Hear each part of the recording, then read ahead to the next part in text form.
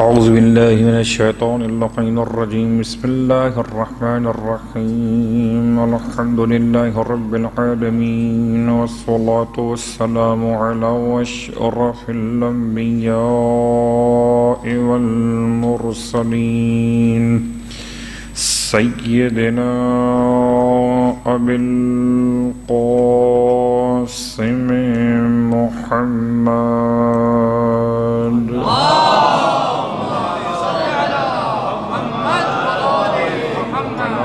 بيته الطيبين الطاهرين واللعنة الدائمة على أعدائهم أجمعين أما بعد فقد قال الله تبارك وتعالى في كلامه الحميد وفرقانه المجيد قوله الحق وهو أصدق القائلين بسم الله الرحمن الرحيم من المؤمنين رجال صدقوا ما عاهدوا الله عليه فمنهم من قضى نحبه ومنهم من ينتظر وما بدلوا تبديلا.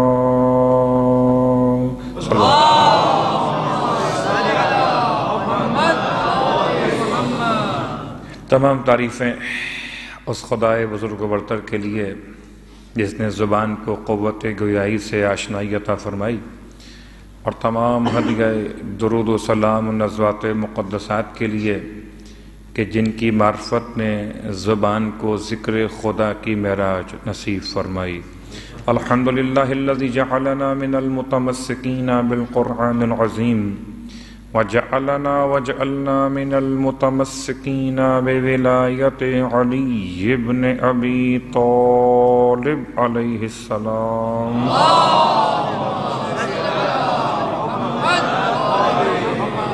اعظم اللہ اجورنا واجورکم بمصابنا بالحسین علیہ السلام وجعلنا وإیاکم انشاء اللہ من الطالبین بثأرہ مع ولیہ الامام المہدی من آل محمد علیہم السلام.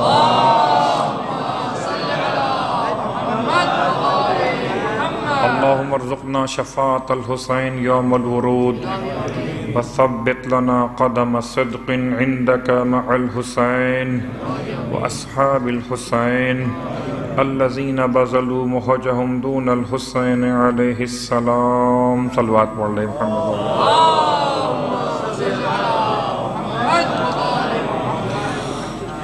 فرش عزائے سرکار سید الشہداء پر آپ کی خدمت معظم میں ایک طالب علم کی حیثیت لیے ہوئے حاضر خدمت اور ذکر عباس علمبردار علیہ السلام کے حوالے سے گفتگو جاری و ساری ہے.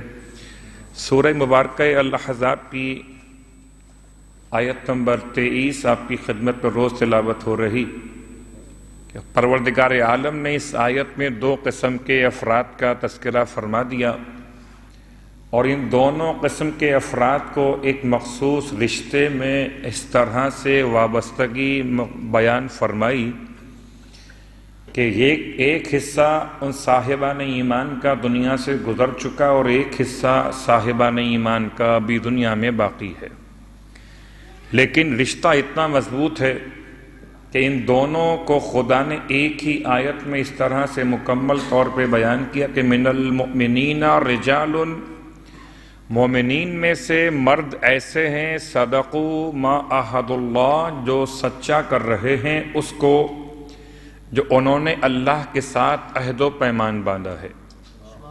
بعض ان میں سے وہ ہیں فَمِنْهُمْ مَنْ قَضَى نَحْبَهُ، کہ جو اپنے وعدے کے وقت کو پورا کر چکے، وَمِنْهُمْ مَنْ يَنْتَظِرُ، اور بعض وہ ہیں جو ابھی اپنے وعدے کے وقت کا پورا ہونے کا انتظار کر رہے ہیں. وَمَا بَدَّلُوا تَبْدِيلًا، اور انہوں نے اپنے کسی عہد و پیمان میں کوئی تبدیلی نہیں کی ہے. تو بہت سے مرتبہ ایسا ہوتا ہے کہ انسان کبھی کبھی پریشان ہو کر اپنے عہد و پیمان کو بھول جائے، لیکن یہ گروہ وہ ہے ہو سکتا ہے کہ انسان کبھی کبھی پریشان ہو جائے اور اپنے وعدے کو پورا نہ کر سکے، یا زیادہ بہہ جانے والے خون کو دیکھ کر انسان پریشان ہو جائے، یا مصائب کے ہجوم کو دیکھ کے پریشان ہو جائے، لیکن یہ گروہ وہ ہے صاحبان ایمان کا جنہیں خدا نے مرد کہہ کر تعارف کرایا ہے، جو گزر گئے تلواروں کے سائے کے تلے شہید ہو گئے وہ بھی مرد تھے، اور جو انتظار کر رہے ہیں اپنے وقت شہادت کا وہ بھی مرد ہیں۔ ان مردوں کے عنوان میں ایک ایسے مرد کا تذکرہ ہے جسے اور بہت سے القابات سے یاد کیا جائے، البتہ ہمارے درمیان میں ایک بہت مشہور لقب ہے جس پر اشارہ تو پہلے کر چکا تھا مگر پھر بھی سوالات آتے رہے ہیں۔ لفظ ہے حضرت عباس کی شان میں غازی۔ صلوات پڑھ لیں محمد و آل محمد۔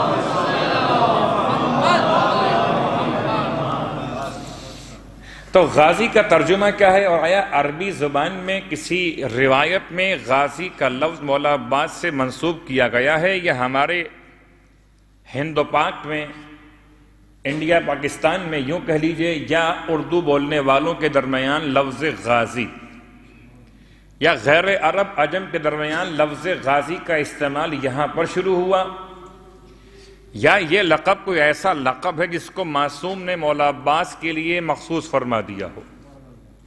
اگر تلاش کیا جائے تو لفظ غازی آپ کو کہیں اور ملتا نہیں ہے۔ پہلی بات تو یہ واضح کر دوں کہ بہت سے مسائل ایسے ہیں کہ جن کے غلط العوام ہونے کی بنیاد پر مسائل مختلف ہو گئے۔ مثال چھوٹی سی، جیسے ہمارے ہاں اگر کوئی 2 حج کر لے، جس نے 1 حج کیا ہو اس کو حاجی کہتے ہیں، اور جو 2 حج کر لے اسے کیا کہتے ہیں؟ دیکھا آپ سب کو زبانی صلوات پڑھے محمد و آل محمد، یاد ہے نا؟ لغت سے پوچھتے ہیں، کیا لغت کہتی ہے کہ کیا الحاج کا مطلب 2 حج کرنے والا ہے؟ لغت کہتی ہے الف لام الگ ہے، حاج الگ ہے۔ الف لام حاج کے ساتھ ملا دیا گیا، اس کا ترجمہ ہوا خاص حج کرنے والا۔ حج کرنے والا کوئی خاص انسان الحاج کہلاتا ہے۔ اسے اردو زبان میں اتنی شہرت ملی کہ بسا اوقات لوگ سوال کرتے ہیں بہت زیادہ حج کرنے والوں سے کہ جی اب آپ کو کس نام سے یاد کریں؟ حاجی مانے 1 حج کرنے والا، الحاج مانے 2 حج کرنے والا۔ اگر کسی نے 2 سے زیادہ حج کر لیے ہوں تو اسے کون سے لقب سے یاد کیا جائے؟ یہ تو خیر اپنے مقام پر مسئلہ ہے۔ حج 1 بھی قبول ہو جائے تو انسان حاجی بھی ہوتا ہے، غازی بھی ہو جاتا ہے۔ تو اب حاجی کا ترجمہ 1 حج کرنے والا یہ کہیں نہیں ہے۔ حاجی کا ترجمہ ہے، اچھا حاجی ہی، یہ یا جو لگا ہوا آخر میں، اصلاً یہ لفظ اردو کے استعمال کے اعتبار سے جیسے پاکستان سے پاکستانی، تو حاج سے حاجی نسبت دے دی آپ نے، حج کرنے والا۔ 1 حج کیا ہو کہ 1 لاکھ حج کیے ہوں، حاجی حاجی ہے۔ اور جب کوئی خاص اہمیت کی بنیاد پر آپ نے اس کے مقام کو بیان کرنا چاہا تو کہا آپ نے الحاج، یعنی ایک محترم حاجی، ایک مخصوص حاجی۔ یہاں 2 4 کی گنتی کا کوئی مسئلہ عربی لغت میں نہیں ہے۔ اگر یہ لفظ واضح ہو گیا، اب آئیے لفظ غازی۔ غازی کا لفظ اس میں فاعل کے طور پہ لیا جاتا ہے۔ غازی نکلا ہے غزہ سے، غزہ یغزو غزوہ۔ سرکار ختم یہ مرتبہ صلی اللہ علیہ وآلہ وسلم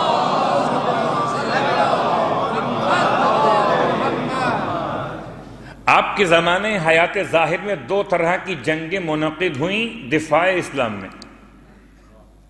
ایک ایسی جنگ ہے جس کو مورخین نے غزوہ کے نام سے یاد کیا، اور ایک ایسی جنگ جس کو سریہ کے نام سے یاد کیا۔ تو غزوہ میں سریہ میں کیا فرق؟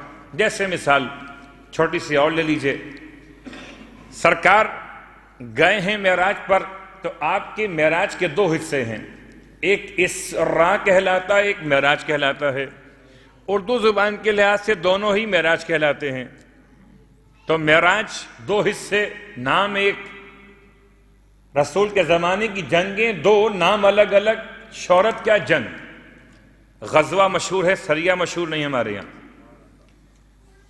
تو غزوہ کا ترجمہ کیا ہوا کہ جس جنگ میں سرکار خود بنفس نفیس شریک ہوئے اس کو غزوہ کہتے ہیں. اور جس جنگ میں آپ خود بنفس نفیس شریک نہیں ہوئے بلکہ اپنا نمائندہ کسی کو بنا کر روانہ کر دیا اس جنگ کو سریہ کہتے ہیں. تو غزوہ مانے جنگ. تو جو جنگ میں آئے وہ غازی. یہ کہاں لکھا ہوا ہے کہ جنگ جیتے تو غازی، جنگ ہارے تو شہید؟ صلوات پڑھے محمد و آل محمد. یہ کہاں لکھا ہوا؟ ہمارے اذہان میں یہ بات شاید اسی طرح سے تھی جیسے میں بھی اسی طرح کا سوچنے والوں میں شامل ہوا کرتا تھا. جی غازی کا مطلب ہے کامیاب لوٹ کے آنے والا، کامیاب لوٹ کر آنے والا. اور جو کامیاب لوٹ کر نہ آ سکے وہ شہید ہے. یا کسی اور پہلو سے بات کیجئے تو جو کامیاب لوٹ کے نہ آ سکے یا کامیاب ہی نہ ہو سکے تو وہ جنگ سے بھاگ جانے والا ہے. تو غازی کا ترجمہ ہمارے اردو زبان کے اعتبار سے مولا عباس کی شان میں اس طرح سمجھا گیا کہ کامیاب ہو کر واپس آنے والا. اب سوال یہ ہو کہ شہید کا یا غازی کا ہے؟ حالانکہ کوئی شہید ایسا بھی ہے جو مردہ ہے کوئی شہید. ہاں آپ کو بہت سے مل جائیں گے اوروں کے یہاں. آپ کے یہاں تو جو بھی شہید ہے وہی زندہ. صلوات پڑھے محمد و آل محمد. اگر اچھا جملہ آپ کی خدمت میں عرض کر دوں کہ ایک ہے قاتل، ایک ہے مقتول. آپ قاتل اور مقتول کے درمیان ایک فرق اس طرح رکھتے ہیں کہ مقتول شہید ہو گیا اگر مومن ہے، اور قاتل جہنم کے لحاظ سے ہو گیا. کتنا عمدہ مرتبہ ہے واقعاً. موت تو مجھے آتی، میں مومن. اگر مومن، مولا کا ماننے والا، محب آل محمد، موت تو مجھے آتی، موت تو مجھے برحال آتی. بستر پہ آتی تب بھی میں مرتا تو شہید کہلاتا. اب اگر خون بہہ گیا ہے، کسی نے مجھے مار دیا ہے، تو اس میں فرق کیا ہے؟ فرق یہ ہے کہ بستر پہ مرتا تب بھی شہید ہوتا، اگر خون بہہ کر مرا تب بھی شہید ہوا، کسی نے مجھے مار دیا. فرق یہ ہے کہ بستر پہ مرتا تو میں شہید تو ہوتا لیکن میری وجہ سے کوئی جہنمی نہیں ہوتا. اگر میں بستر پہ مرتا تو میں شہید تو ہوتا لیکن میری وجہ سے کوئی جہنم میں نہیں جاتا. لیکن جب میرا خون بہایا گیا تو اب بھی میں شہید. البتہ ایک اعزاز یہ بھی مل گیا کہ میری وجہ سے میرا قاتل جہنم. صلوات پڑھے محمد و آل محمد.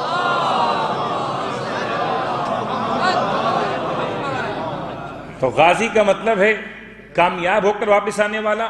تو شہید کیا ناکام ہوتا ہے؟ مولا عباس شہید ہیں اور افضل شہداء، شہید بھی نہیں افضل شہداء. روز قیامت تمام شہداء جس کے مقام پر رش کریں، بات آ چکی ہے، شہید ہیں، افضل شہداء ہیں.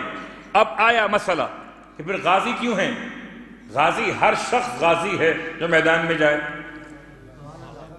جو جنگ میں جائے ہر شخص غازی ہے. البتہ شاید ہمارے یہاں کا یہ مسئلہ سمجھ میں آیا کہ مولا عباس کو اگر غازی کہا جاتا ہے تو لوگ اس کی تعویل پیش کرتے. یہ تعویل روایت میں نہیں ہے اور روایت میں لفظ ہی نہیں ہے غازی. غازی کا لفظ ہمارے اور آپ کے، مولا عباس کے بہت سارے القابات ایسے ہیں جو عوانی ہیں، لوگوں نے مولا کو دیے، اور بہت سے القابات وہ جو مولا نے عباس علیہ السلام کو وہاں سے عطا کیے ہیں. تو عوانی اعتبار سے مولا عباس کو ہر کوئی اپنے اعتبار سے پکارتا. جیسے مثال پچھلے سال آ چکی، اشارہ کر رہا ہوں خالی. ایک ہے ابو فاضل. کبھی آپ سنیں عربی زبان کے لوہے تو آپ کو ملے گا ابو فاضل. یہ ابو فاضل کون ہے؟ ہم تو پڑھتے چلے ابو الفضل یا ابو الفضل یا ابو الفضل، الف کے ساتھ، واو کے ساتھ، یا کے ساتھ. تینوں کا مراد مفہوم ایک ہی ہے، بس مسئلہ جو فرق ہے وہ محل استعمال کا ہے کہ جملے میں استعمال ہوا حالت رفعی، حالت نصبی، حالت جری۔ تو ابو الفضل ہم نے سنا اور پڑھا، عرب کہتے ہیں ابو فاضل۔ یہ ابو فاضل کون ہے؟ کہ یہ عوامی لقب ہے ابو فاضل، جو معصوم نے دیا وہ ابو الفضل ہے، جو عوام نے کہا وہ ابو فاضل ہے تو مراد عباسی کی ذات۔ تو غازی کا ترجمہ واضح ہو گیا، غازی کا مطلب ہے غزوہ، میدان جہاد، جنگ میں آنے والا۔ اور اس کو اگر لیں گے آپ معصوم کی زبان سے تو مولا عباس کے لیے لفظ المجاہد ہے۔ مولا عباس کون؟ مجاہد، غازی نہیں، مجاہد۔ ہم نے مجاہد کو ترجمہ کیا غازی کا۔ اور تعویل بہرحال علماء کی اپنے مقام پر قابل احترام رہتی ہے۔ کہتے ہیں غازی جو اپنے مقصد میں کامیاب ہو جائے، اور عباس آقا اور مولا کا مقصد ایک ہی تھا، نہ جنگ نہ کوئی اور مقصد تھا ایک کہ پانی لے کر آنا ہے، تو پانی لے لیا، پانی پر قبضہ کر لیا، مقصد میں کامیاب ہو گئے۔ میں کہتا ہوں وہ تو کامیاب ہوئے تو ہوئے اپنے مقام پر، آج جو ان کا نام لے وہ بھی کامیاب ہو جاتا ہے۔ تو کامیاب ہوئے،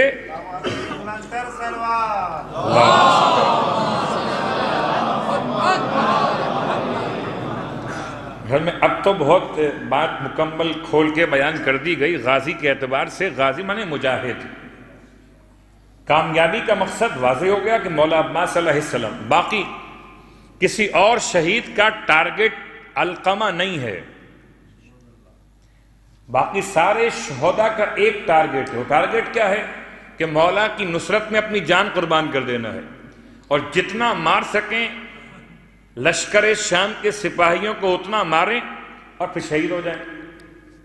یہ ان کا ٹارگٹ تھا۔ مولا عباس کا ٹارگٹ یہ نہیں ہے، مولا عباس کا ٹارگٹ ہے کہ مشکیزہ بھرنا ہے، اور بھر لیا، کامیاب ہو گئے۔ تو غازی بھی ہے، شہید بھی ہے، مجاہد بھی ہے، سب کچھ ہے، صفات کا مجموعہ عباس کی ذات ہے۔ اور ان صفات کو یاد کرتے ہوئے ایک کرامت کا بیان، اور کرامت کے ساتھ پھر سلام پہ چلیں گے، اور سلام کی بات مولا عباس کی نسل سے ذرا سے کچھ اور تعارف آگے بڑھائیں گے۔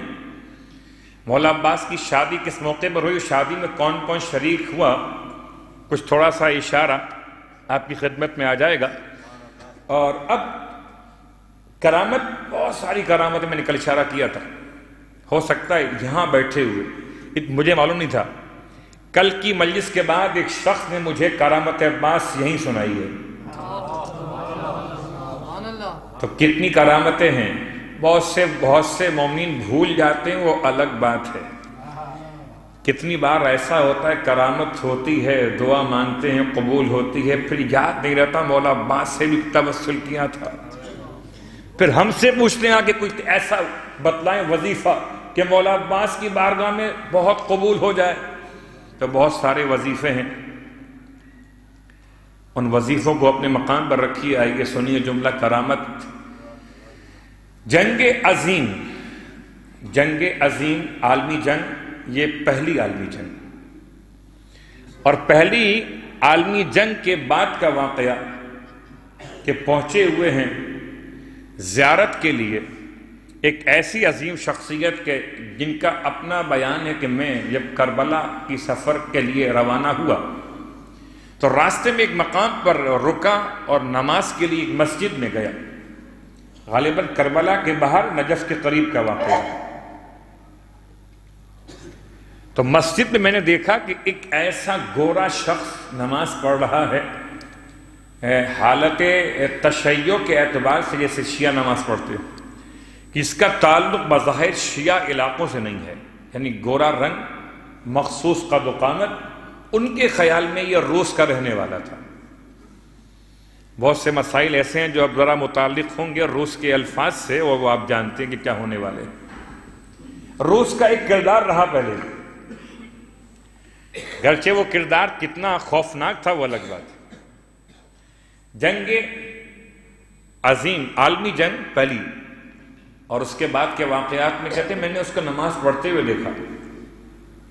میں حیران ہوا کہ یہ عرب نہیں ہے، عراقی نہیں ہے، یہ ایرانی نہیں ہے، یہ کون شیعہ ہے جو روس کے رہنے والوں کی طرح قد و کاٹ رکھتا ہے، نماز پڑھ رہا ہے. جب وہ نماز سے فارغ ہوا میں اس کے پاس گیا، جا کے سلام دعا کی، اس سے پوچھا کہ آپ کہاں کے رہنے والے ہیں؟ تو اس نے روس میں اپنے شہر کا نام بتایا. کہا یہ بتائیے کہ آپ بھی شیعہ ہیں، آپ بھی مولا کو ماننے والے ہیں، آپ بھلا شیعہ کیسے ہو سکتے ہیں؟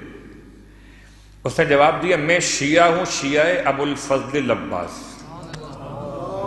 میں وہ ہوں کہ میں نے حضرت عباس کے برکتوں سے مذہب تشیع قبول کیا ہے. کیسے ممکن ہے؟ اللہ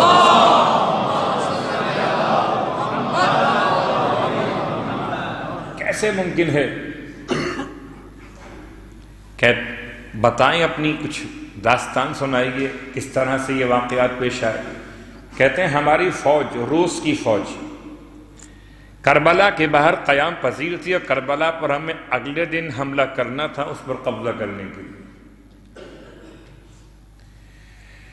اور میں اپنے خیمے کے اندر جاگ رہا تھا، کسی شخص کی خیمے کے اندر آمد ہوئی، اور ایسی آمد کہ مجھے میرے نام سے پکار کے فرمایا کہ دیکھو کل روس کی فوج شکست کھا جائے گی، کل روس کی فوج کربلا میں کامیاب نہیں ہو سکے گی، شکست کھا جائے گی، اور کل یہ خبر عام ہو جائے گی. جب یہ واقعہ پیش آئے گا میں تم سے کہتا ہوں کہ تم اسلام قبول کر لو. میں تم سے کہتا ہوں کہ تم اسلام قبول کر لو. اس نے کہا مگر آپ ہیں کون؟ کہا مجھے تم کیا سمجھ سکو گے، سمجھو کہ جس کی قسم کھاتے ہوئے مسلمان ڈرتے ہیں مجھے وہ عباس کہتے ہیں.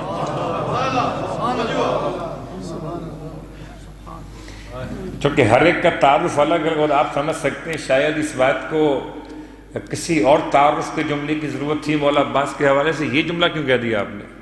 تو ہو سکتا ہے کہ روس کے افراد، آپ کو معلوم ہے کہ عالمی طاقتیں جب کسی علاقے میں جاتی ہیں وار کرتی ہیں، خاص طور سے زمینی جنگ، تو وہاں جانے سے پہلے وہاں کے قبائل، وہاں کے تہذیب اور وہاں کے سماج کے بارے میں بہت سارے باتوں کو معلوم کر لیتی ہیں.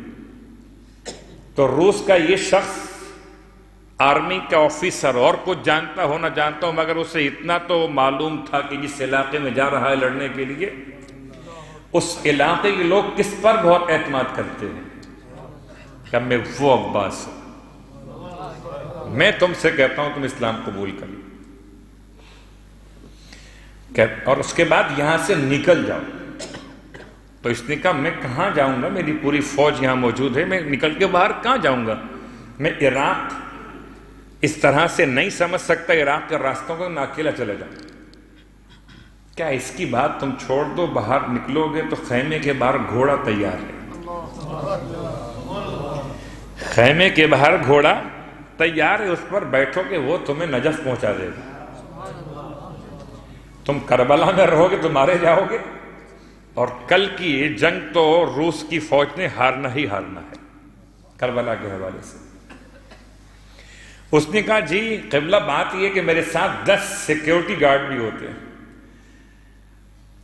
مسکرا کے ارشاد فرمایا وہ سب محو غفلت ہیں، خواب غفلت میں ہیں، تم ان کی پرواہ مت کرو، تم اکیلے نکل جاؤ.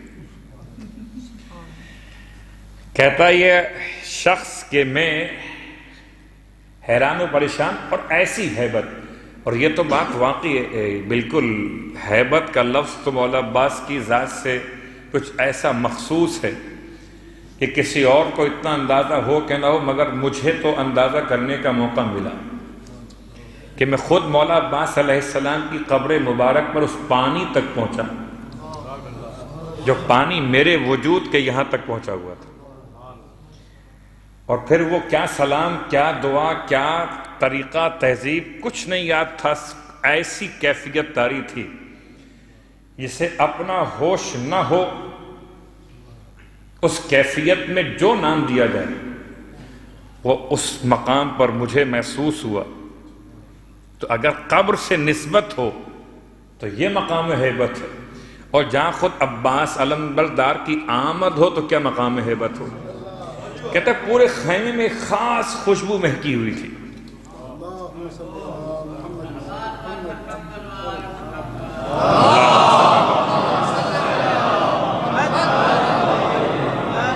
خاص خوشبو تھی.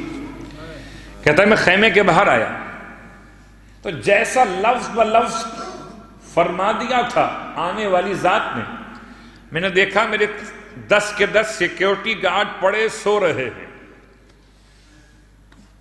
تھوڑا سا آگے بڑھا. اب بظاہر ایسا لگتا ہے کہ اس وقت کی اس آرمی کے لیے گھوڑوں کا تصور نہیں تھا. آرمی تو اپنے مخصوص ٹینک وغیرہ لے کر بختربند گاڑی لے کر آئے ہوں گے. اس نے وہاں گھوڑا دیکھا اور جیسے حکم ملا تھا. کبھی کبھی ہوتا ہے کہ دل اگر جذب ہو جائے کسی کی طرف تو انسان ایسے چلتا ہے جیسے روبوٹ چل رہا ہو. جیسا اس نے کہا ویسا کر رہے ہیں. باہر نکلے، لوگ سو رہے ہیں، آگے بڑھے، دیکھا گھوڑا کھڑا ہوا، گھوڑے پر بغیر سوچے سمجھے بیٹھ گیا. اور اس کے بعد کہتا ہے میں چلا وہاں سے. کربلا سے نجف کا کتنا فاصلہ ہے؟ کربلا سے نجف کا کتنا فاصلہ ہے؟ کہتے ہیں 90 کلومیٹر ہے. راستے کی بناوٹ کے اعتبار سے 80 کہیے 90 کہیے، اس سے شاید کم تو نہیں ہوگا. ہو سکتا ہے بعض دوسرے راستے غیر معروف بھی ہیں جو اس سے زیادہ بڑے ہوں، لیکن اس وقت جو ہائی وے بنا ہوا اس کی ہم بات کریں تو یہ تقریباً 90 شمار کیا جاتا ہے دونوں شہروں کے بیچ میں. کہتا ہے چشم زدن. چشم زدن کا مطلب ہے اردو میں پلک جھپکنا. اگر کل کے آصف یاد ہوں تو آج کے اب بات سمجھ میں آ جائیں گے. پلک جھپکنا، چشم زدن. کہتا ہے میں گھوڑے پہ سوار ہوا، گھوڑا چلا کہ کب رکا نہیں معلوم ہوا. آپ پلک جھپکی تھی تو میں شہر نجف میں تھا.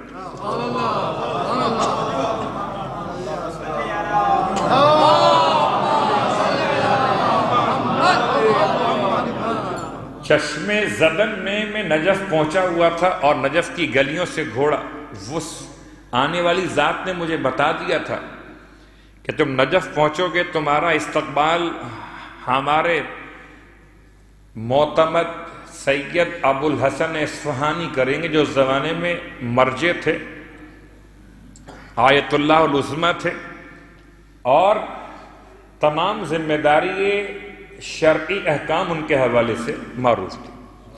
جیسے ہی میں نجف پہنچا، اب کس کو کیا بتا روس کا شخص ہے، کون سی گلی میں آیت اللہ کا گھر ہے. گھوڑا اس کو لے کر آیت اللہ کے گھر کے باہر پہنچا. ابھی کہتا گھوڑا رکا نہیں تھا کہ دروازہ اپنے آپ کھل گیا اور آیت اللہ اندر سے برآمد ہوئے، میرا استقبال کیا. میں حیران، آپ کون کا؟ جس نے تمہیں بتایا ہے نا، اس نے بھیجا ہے.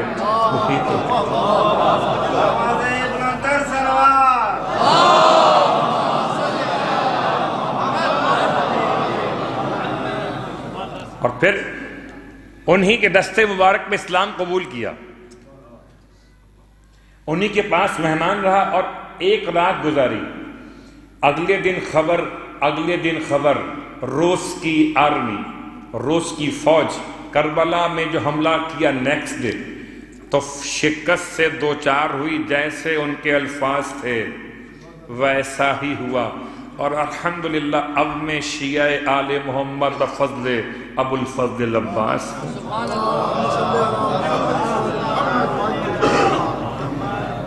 تو بات یہ کہ اگر کسی کے اشارے سے اسلام اس طرح پھیلتا ہو،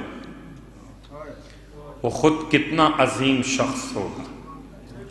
اب آئیے زیارت کے ایک جملے سے استفادہ کریں، اور ہم روز استفادہ کر رہے ہیں جملات امام جعفر صادق علیہ الصلوۃ والسلام سے.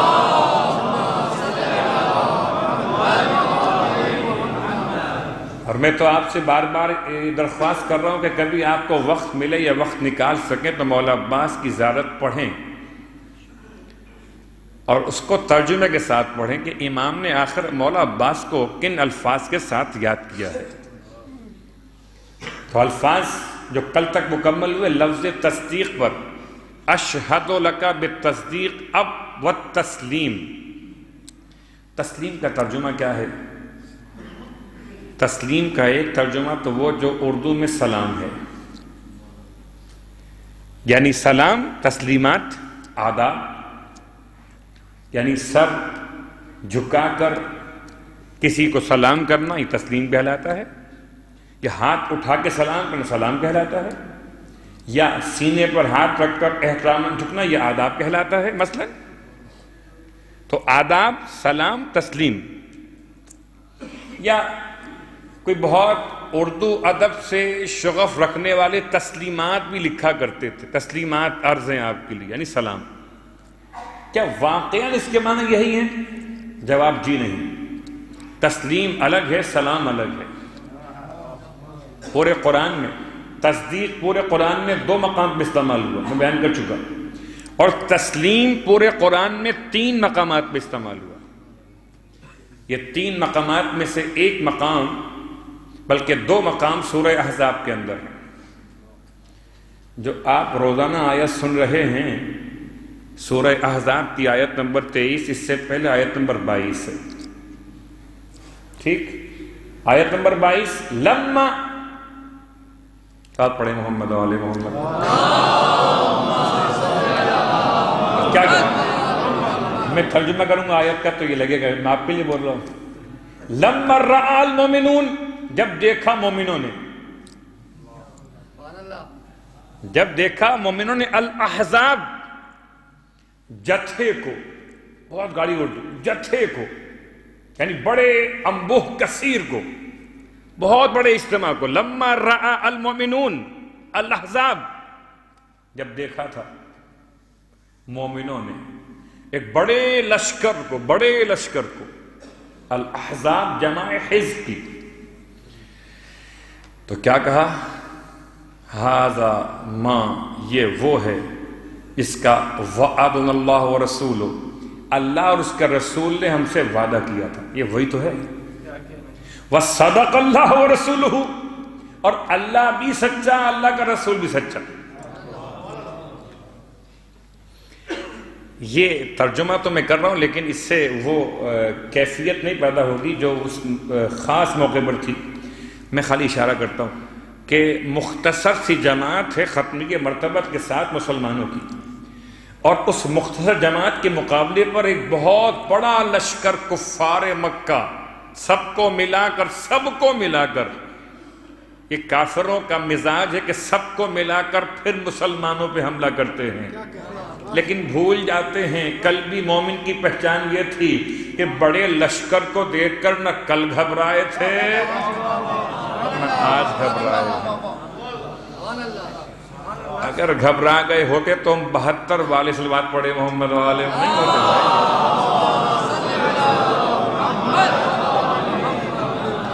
تو اب یہ مدینے کے باہر کا واقعہ جبل صلہ، اب تو مدینے کے اندر جہاں جنگ احزاب لڑی گئی، مسلمانوں کا لشکر بہت مختصر، سامنے لشکر کثیر ہے۔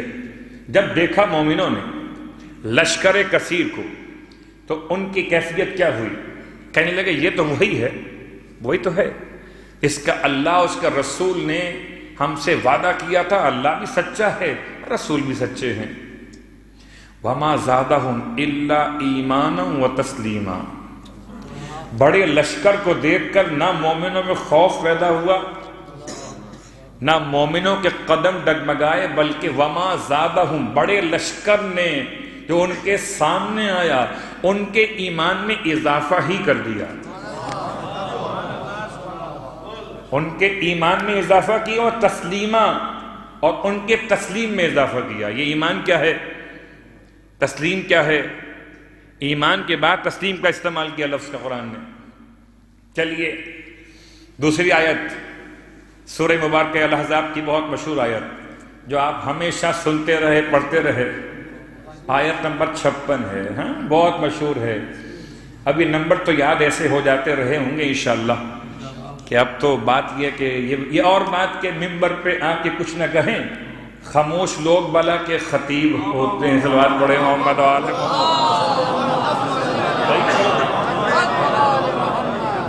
اب اتنی مجلسی سننی آپ نے، اب تو آپ خود بھی مجلسی ہو گئے. ٹھیک، علامہ ملنے کا آپ کو صرف مجلسی کا ہے.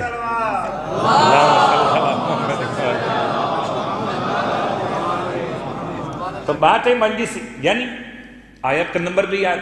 آیت تو ایسی زبانی یاد، سب کو زبانی یاد. ان اللہ و ملائکتہ یصلون علی النبی یا ایھا الذین آمنوا صلوا علیہ وسلموا تسلیما. تسلیم آخر میں آ گیا.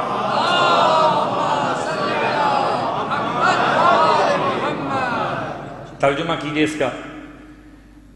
ترجمہ کیا ہے؟ ترجمہ کہ بے شک اللہ اس کے ملائکہ درود بھیجتے ہیں نبی پر، بس اے صاحبان ایمان تم بھی درود بھیجا کرو نبی پر، اور ایسے سلام کیا کرو جیسے سلام کرنے کا حق ہے. ترجمہ صحیح غلط؟ جواب اگر تسلیم کا ترجمہ سلام ہے تو ٹھیک صحیح ترجمہ ہے، اور اگر تسلیم کا ترجمہ سلام نہیں ہے، اور سے ترجمے ایسے ہوتے ہیں رب زدنی علما. ترجمہ کیا ہے اس کا؟ ترجمہ غلط. اے میرے پروردگار میرے علم میں اضافہ فرما. بچے زور سے پڑھتے ہیں اسکولوں میں، یہ لکھا ہوا ہوتا ہے رب زدنی علما. پروردگار مجھے زیادہ کر دے علم کے اندر. اب اگر ترجمے کی عربی کروں تو کیا ہوگی؟ اگر ترجمے کی عربی کریں تو کیا ہوگی؟ رب زد علمی. پروردگار میرے علم کو بڑھا دے. علمی، میرے علم کو بڑھا دے.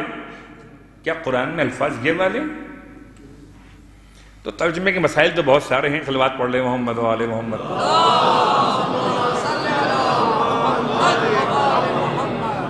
ٹھیک، مسائل چھوڑ دیتے ہیں. تسلیمہ قرآن میں دوسرا مقام آ گیا. تسلیمہ استعمال ہوا سلموا تسلیمہ، کہ کیا کرو؟ اپنے نبی کے سامنے سلام پیش کرو. ایک ترجمہ مسلمانوں نے یہ کیا ہوا، ایک ترجمہ اس کے علاوہ جو بھی آ رہا ہے. تیسرا مقام کون سا ہے؟ سب سے مشکل مقام ہے. سورہ مبارکہ النساء، آیت کا نشان ہے 65 نمبر 65 کی آیت ہے. فَلَا وَرَبِّكَ لَا يُؤْمِنُونَ حَتَّى يُحَكِّمُوكَ فِيمَا شَجَرَ بَيْنَهُمْ ثُمَّ لَا يَجِدُوا فِي أَنفُسِهِمْ حَرَجًا مِمَّا قَضَيْتَ وَيُسَلِّمُوا تَسْلِيمًا. اچھا، ہماری ایسی عادت بن گئی ہے کہ جہاں بھی تسلیمہ آئے گا ہم پتہ نہیں کیوں صلوات پڑھنے لگتے ہیں. تسلیمہ کا ترجمہ صلوات تو نہیں ہے، تسلیم ہے. صلوات پڑھنا آسان ہے، تسلیم ہونا بڑا مشکل ہے. اور مولا عباس کی زیارت کی شرح، اس کے صرف چند جملے آپ کی خدمت میں بیان ہو رہے. مولا عباس کون ہیں؟ اشہد لک بالتصدیق والتسلیم. تصدیق کے بعد تسلیم. سلام تو ہو چکا پہلے. اگر تسلیم یا سلام کے معنی میں تھا تو سلام اللہ ہے وَالسَّلَامُ مَلَائِكَتِهِ الْمُقَرَّبِينَ وَأَنْبِيَائِهِ الْمُرْسَلِينَ. یہ تو ہو چکا ہے. تو اب یہ تو سلام کے بعد تسلیم نہیں، پھر کیا ہے؟ تسلیم اس قلب کی کیفیت کا نام ہے. تسلیم قلب کی اس کیفیت کا نام ہے. تصدیق قلب کی کیفیت کا نام تھا. قبول حق، حق قبول کرے، انکار نہ ہو، یہ تصدیق ہے. تسلیم کیا ہے؟ کہ حق قبول کرنے کے بعد جھک جائے، سرنڈر ہو جائے. تسلیم کا ترجمہ کیا؟ سپردگی. وہ تفویض کے معنی میں آ گیا. اپنے آپ کو کسی کے سپرد کر دینا، نہیں، وہ نہیں ہے. یہاں دل کی بات کر رہے. اس کی پہچان کیا ہے؟ کہ اس کی پہچان یہ کہ جہاں شک نکلا وہاں تسلیم ہے، جہاں شک ہے وہاں تسلیم نہیں ہے۔ ہو سکتا ہے تصدیق ہو، تسلیم نہ ہو۔ بہت معذرت کے ساتھ سخت جملہ کہوں، سخت جملہ کیا ہوگا؟ ہو سکتا ہے تصدیق کر رہا ہو کرنے والا، مگر تسلیم نہ ہو رہا ہو۔ جی یہ تو مانتا ہوں کہ اشہد ان محمدً عبدہ ورسولہ، مگر یہ پیغمبر نے یہ داڑھی کیوں رکھوائی لوگوں کو یار؟ میری سمجھ میں یہ نہیں آتا۔ مثلا جی پیغمبر نے یہ کیوں فرما دیا؟ اگر احکام شریعت کو، اس کے فلسفے کو اپنے ذہن سے دیکھنے چلو گے تو گمراہ ہو جاؤ گے۔ بڑی آسان سی بات ہے، جو ڈاکٹر صاحب اگر یہاں بیٹھے ہوئے ہو مجلس میں تو ان کی حوالے سے مثال بہت آسان سی ہے۔ ڈاکٹر صاحب تو بیٹھے ہیں مثلا ماشاء اللہ۔ جی ہم گئے، بیمار پڑ گئے، ہم نے کہا قبلہ ذرا علاج کر دیجئے ہمارا۔ انہوں نے نبض دیکھی، خدا معلوم کہاں کہاں چیک کیا، آلے سے چیک کر کے انہوں نے ایک پورا لمبا پرچہ لکھ دیا۔ اب ہم نے کہا اچھا یہ کیوں لکھا ہے، اس کے پیچھے کیا فلسفہ ہے، کہاں ہے؟ ہم گئے، یہ دوائی کیا، اصل نام کیا، اس کا فارمولا کیا، اس میں کون کون سی کیمیکل شامل؟ جب تک ہم اس کی ریسرچ میں گئے انتقال ہی ہو گئے۔ اصل بات پڑھے محمد و آل محمد۔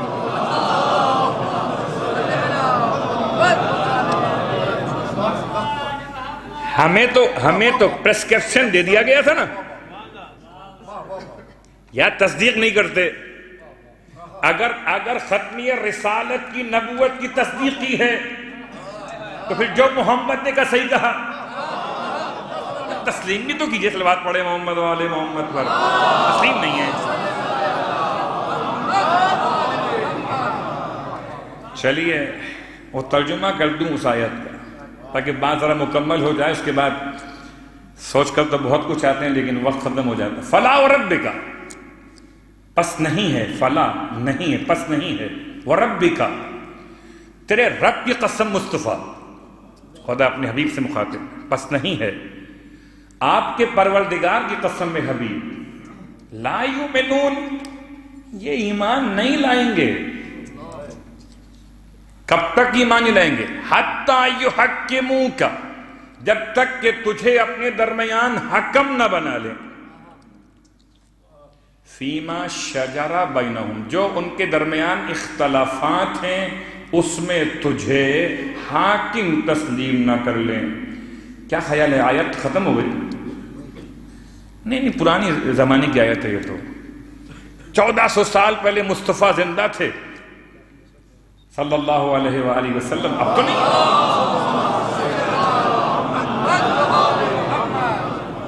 بہت سارے لوگ ہیں نا سوال کرنے والے، جی یہ تو ٹھیک ہے آیت پہلے تھی، اب کہاں ہے پیغمبر؟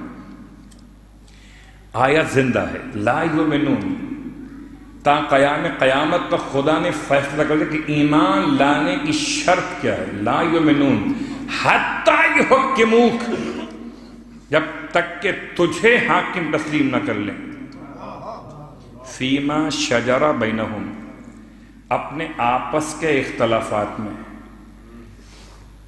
میں کیا جملہ کہوں، اس سے مومن کہوں جو اپنے بھائی سے زمین کا قبضہ لینے کے لیے کورٹ چلا جائے، حکم مصطفیٰ کو چھوڑ دے، تعلیمات آئمہ کو چھوڑ دے، شریعت میں جو تقسیم بیان کی اس کو چھوڑ دے اور کورٹ چلا جائے، جو اپنے خاندان کے مسائل میں کہ جی میں نہیں مانتا، میں نہیں مانتا کا مطلب کیا ہے؟ نہیں مانتا، تو پھر مومن ہونے کا دعویٰ کیوں ہے؟ کس نے مجبور کیا مومن بننے کے لیے؟ جائیے خدا حافظ۔ خدا کو ایسے ضدی مومن نہیں چاہیے کہ جی تصدیق بھی کرتے ہوں پھر کہتے ہیں میرا دل نہیں مانتا، میرا دل اس میں نہیں مانتا، یہ ایسا کیسے ہو سکتا کہ نماز میں تشہد ہو، تشہد میں علی کا نام نہ ہو، میرا دل نہیں مانتا۔ تو کیا نماز آپ کے دل سے بنائی گئی ہے؟ لا یؤمنون حتی یحکموک فیما شجر بینہم، جو مصطفیٰ فیصلہ کر دیں اسے ماننا پڑے گا۔ اب بات کہوں مومنات کے لیے کہ یہ اسلام کیسا ہے، سمجھ میں نہیں آتا کہ عورت کو دیا ہے آدھا حصہ۔ کس نے دیا ہے؟ مرد کے مقابلے میں کس نے دیا ہے؟ کورٹ نے؟ کس نے دیا ہے؟ اس نے نا، جس کی تم نے تصدیق کی ہے۔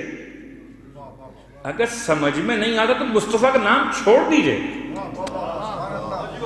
تصدیق کرنے کے بعد کوئی اگر تسلیم سے انکار کرے تو اسے ہماری زبان میں منافق کہتے ہیں۔ تو تصدیق کرنے کے بعد تسلیم نہ کرے، تسلیم مانے اطاعت قلبی، اطاعت جسمانی نہیں ہے۔ اس پورے جملے میں جسم کی بات ہی نہیں ہو رہی ہے، تصدیق بھی قلب کا مسئلہ تھا۔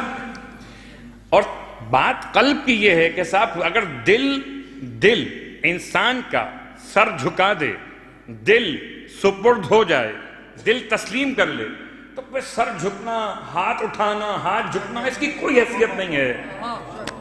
ہو سکتا ہے پھر سر اٹھا ہوا بھی اور دل جھکا ہوا ہے تو سجدہ اس میں بھی ہو جاتا ہے، اور کبھی سر جھکا ہوا ہو دل جھکا ہوا نہ ہو تو سجدے میں جا کر بھی سجدہ صلوات پڑھے محمد و آل محمد پر۔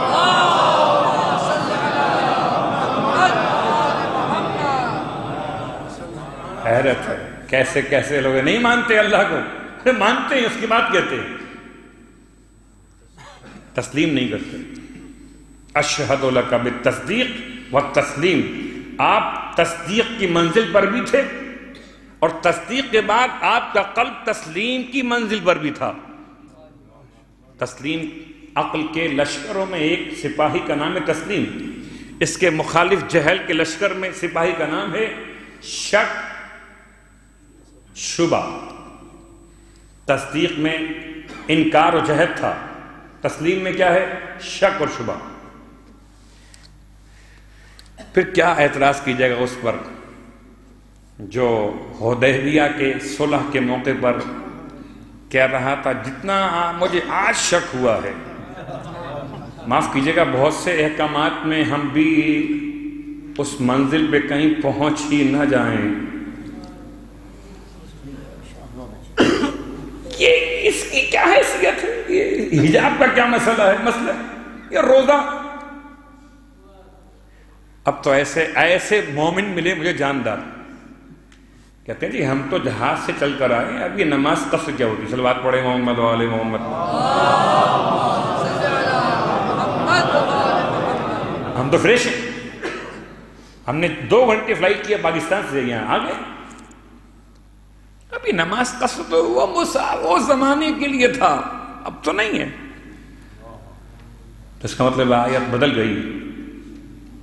اس کے بعد جملہ بہت سخت ہے، ثم لا یجدوا فی انفسہم حرجا مما قضیت، پھر اپنے نفسوں میں کوئی کجی نہ پائیں۔ ہو سکتا ہے سر جھکا کے قبول تو کر لیں، سر جھک جائے، ٹھیک ہے اب کیا کریں، کلمہ تو پڑھ لیا ہے تو نماز تو پڑھنی پڑے گی، لیکن سمجھ میں نہیں آ رہی۔ نماز تو پڑھیں گے لیکن سمجھ میں نہیں آ رہا۔ اس کا مطلب ہے کہ سر تو جھکایا ہے مگر تسلیم نہیں کیا ہے۔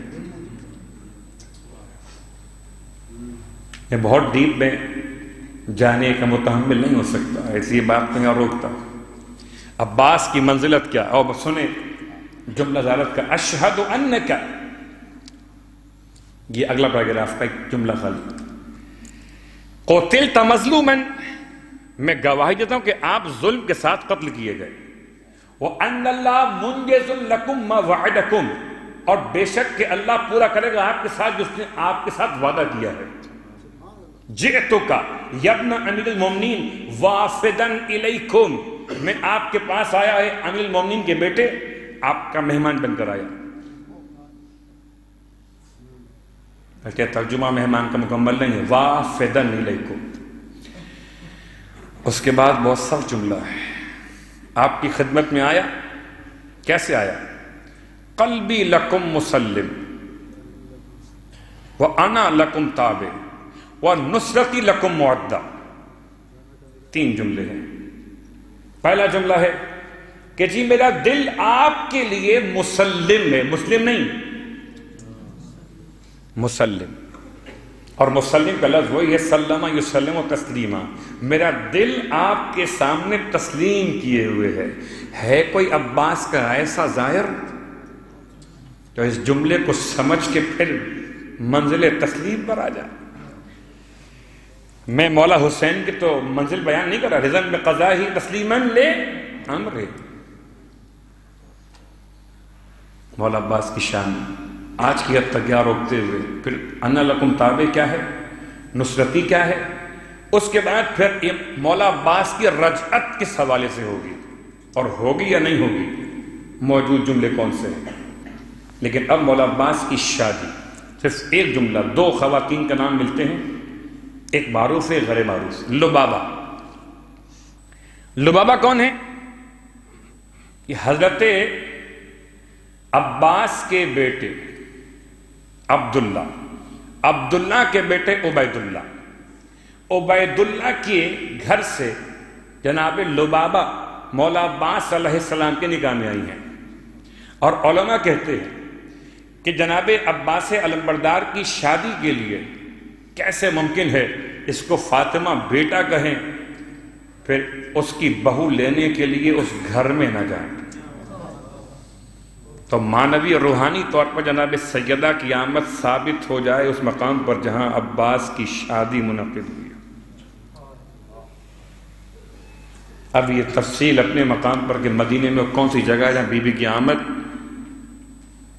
روحانی طور پر علماء ثابت کر رہے. لبابہ. لبابہ سے آپ کی اولادیں، آپ کی اولادیں 5 بیان کی گئی، 5 بیٹے، ایک بیٹی بعض نے لکھی نفیسہ کے نام سے مولا عباس کی. تو 4 بیٹے یا 5 بیٹوں میں 2 کل بیان ہو چکے. کون کون سے؟ ایک کا نام تھا محمد، ایک کا نام تھا قاسم. اب رہ گئے فضل، رہ گئے حسن اور رہ گئے عبید اللہ.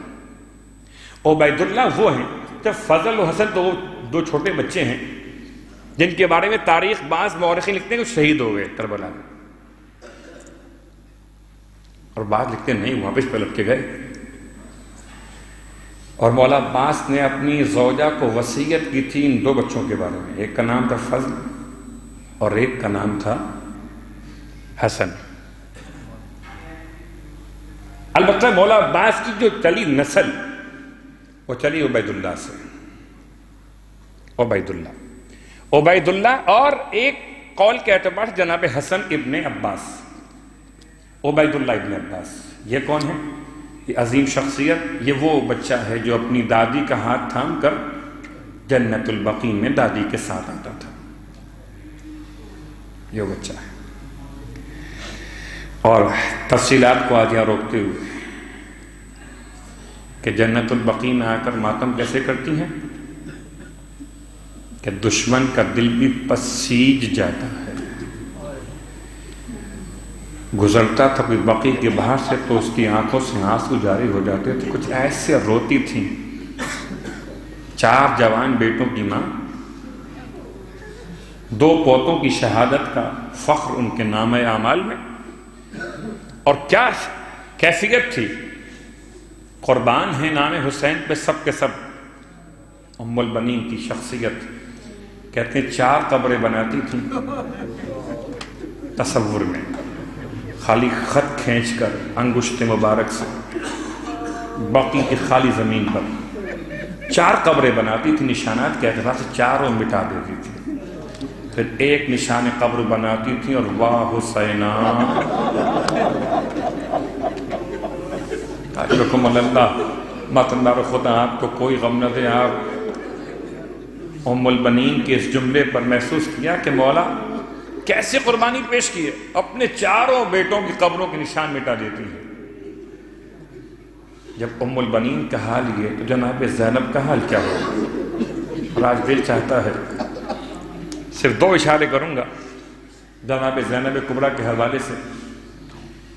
بہت مشکل، سب سے زیادہ مشکل جناب زینب کا آقا حسین سے جدا ہونا، اتنا مشکل تھا. خدا نہ کرے کسی خاتون، ہماری مومنہ بہنی، بیٹی یا ماں، ہمارے گھروں کی خواتین میں کوئی ایسی خاتون اس کے سامنے اگر حیوان بھی ذبح کیا جائے تو خاتون اسے برداشت نہیں کر پاتی ہیں۔ اللہ اکبر! تاریخ شاہد ہے کہ میرا مولا ذبح ہوا ہے بس ایک ہی کے سامنے، اور 70 قدم کے فاصلے سے، وہ دور بھی نہیں، 70 قدم کے فاصلے سے رگیں کٹتی ہوئی زینب نے دیکھی۔ اجرکم اللہ!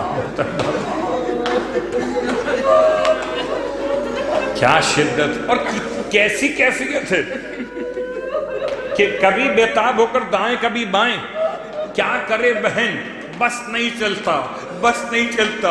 ارے جس کی آواز کبھی کسی نے سنی نہ تھی، جس کی آواز کوفے میں رہتے ہوئے، مدینے میں رہتے ہوئے کسی نامحرم کے کانوں تک آواز نہیں پہنچی ہے، جناب زینب کو مجبوراً چیخنا پڑا، آواز ہی پہ سر سعد، ارے تو دیکھ رہا ہے میرا بھائی بے گناہ ذبح ہوا جاتا ہے۔ رونے والوں، پسر سعد نے منہ موڑ لیا،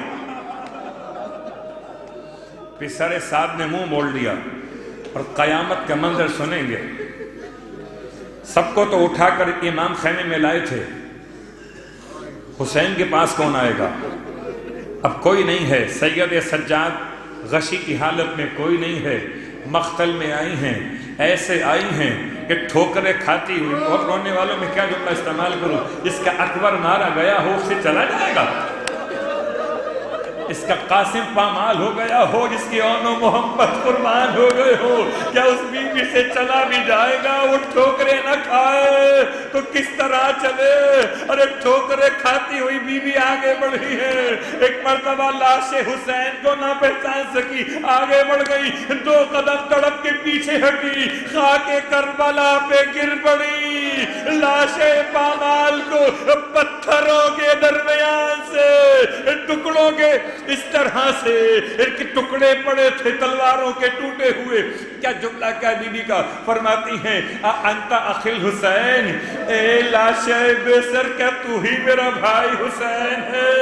ارے بہن بھی نہ پہچان سکی، پھر سینے سے لاش کو لگا لیا جیسے کوئی ماں بچے کو لگاتی ہے، بیٹھ گئی، کٹے ہوئے حلق پر بی بی نے ہونٹ رکھ دیے، رونے والوں فرماتی تھی، چوم کے فرماتی تھی، بھیا ارے زینب اندھی ہو جاتی تیری لاش کو اس حالت میں نہ۔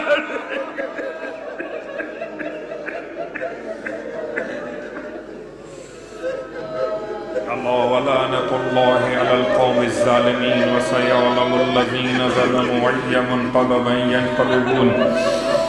پروردگار واسطہ، واسطہ جناب زینب کبریٰ کہا ہے، شہزادی کا واسطہ، کٹے ہوئے سر کو تو بی بی نے کربلا میں نہیں دیکھا، اس لیے کہ سر کاٹتے کے ساتھ ہی روانہ کر دیا گیا تھا۔ تاریخیں بتاتی ہیں شام غریبہ میں آقا حسین کا سر کربلا میں نہیں تھا بلکہ وہاں سے روانہ کر دیا گیا تھا۔ جب کوفے کے بازار میں جناب زینب نے اپنے بھائی کے سر کو دیکھا، بس ایک جملہ سنیں گے، دعا کا وقت آ گیا ہے، تو کہتے ہیں مقتل کے مورخین کہ جس اونٹ پر بیوی کو بٹھایا گیا تھا اس کی جو لکڑی آگے باندھی گئی تھی، بیوی پر وہ کیفیت تاری ہوئی کہ اپنے سر کو اس لکڑی پر اتنی شدت سے مارا کہ زینب کی پیشانی سے خون بہنے لگا۔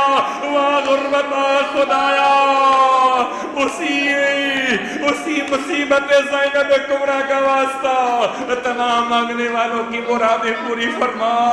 اے پروردگار، واسطہ جناب زینب کبریٰ کا میرے مولا سرزمین شام بی بی کے روزے کی زیارت نصیب فرما۔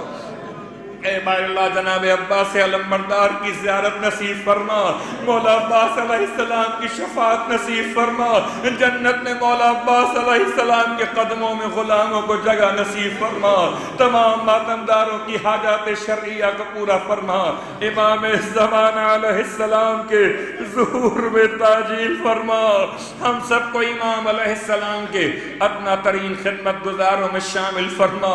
ربنا تقبل منا انك انت السميع العليم بجاه محمد وآله المعصومين